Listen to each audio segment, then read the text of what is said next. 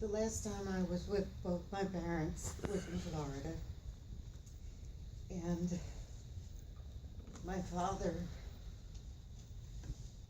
was forgetting a lot, and I was helping to take care of him.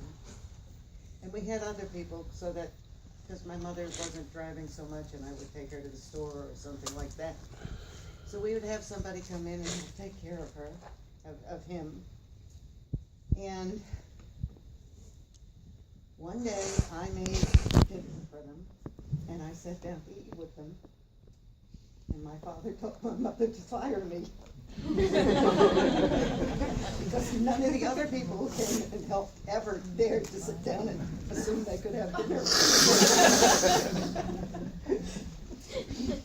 And I guess I didn't really get to say goodbye to my father, because at that point she couldn't convince him I was his daughter. But about 35 years ago, I wrote him a letter. And I considered that my goodbye to him after he was gone, because we argued a lot. We didn't agree on everything. He was a boss when he worked, and there was a man in the place where we lived who was in charge of repairing things, and my father would help him. And he said to me one day, you know, your father managed to argue with everybody in this place, but he never argued with me. And he said, so one day I tried to get him to get in an argument. He said, no matter what I said, I couldn't start an argument with him. And I said, I know why. It's because you were the boss. And nobody was supposed to argue with the boss. So about 35 years ago, I wrote my father a letter. And I said, you know, we've had our arguments, but I've always known you loved me.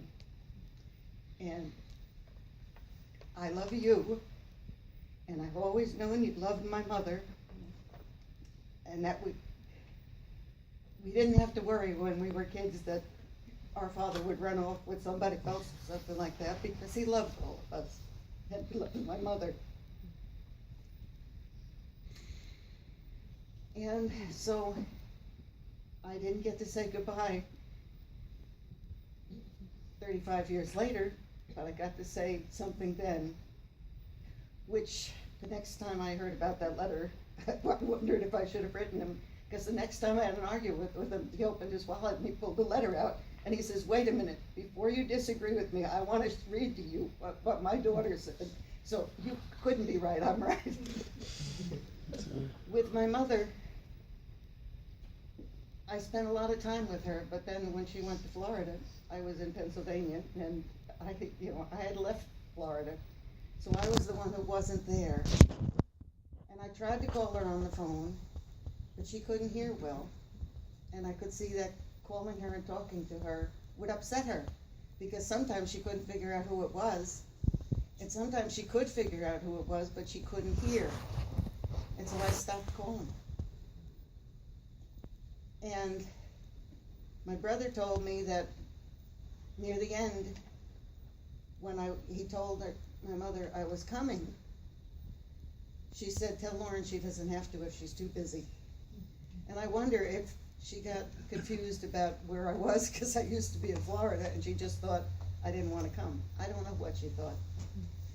But I want to thank Chuck and Vicki for bringing me down there and letting me stay in their house from Monday until Thursday.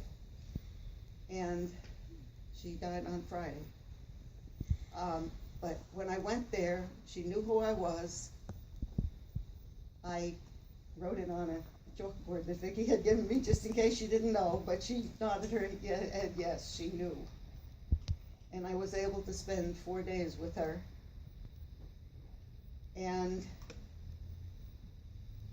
actually, she's the only one, when I think back, my great-grandfather, my grandparents, both sides of the family, my father, no one I ever said goodbye to, because they either had a stroke and went unexpectedly, or weren't in any condition to understand at that point. But my mother knew. She knew right up until the last minute. Even the last day, I left the room, and when I came back, she had been sleeping when I walked out of the room, and when I walked back in, she smiled. And other people walked in that room, and she didn't smile at the nurses when they came in. She knew. And I really appreciated that Chuck made it possible for me to come there. And I regretted one thing after I left, and that was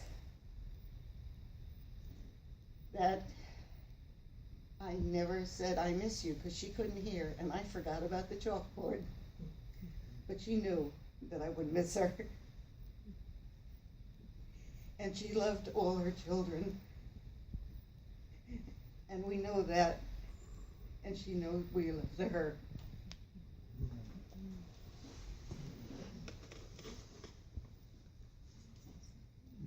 Lisa's going to do a song in just a second. Did you want to get something, Vicki?